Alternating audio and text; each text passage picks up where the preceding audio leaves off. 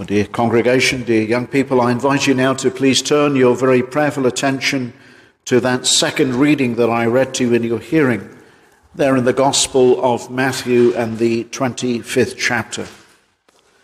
I want to consider this afternoon this parable of the talents, a parable that is sometimes very misapplied, sometimes very misunderstood, wrongly taught. Salvation is not, first of all, let me say, something that can be lost.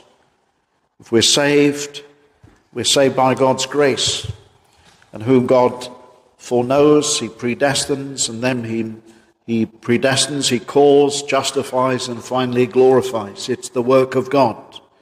But this parable, as a couple of the other parables do in this chapter, particularly the parable of the virgins and then the parable of the sheep and the goat, represent really two kinds of people. There are only two kinds of people in this world. This parable here is not essentially about Christians losing their reward. Their reward is heaven. And of course, a Christian shall receive reward for faithfulness, but it is even God who gives that faith to them. But this parable really sets forth, as does the parable of the virgins and the sheep and the goats, two kinds of people, as I said.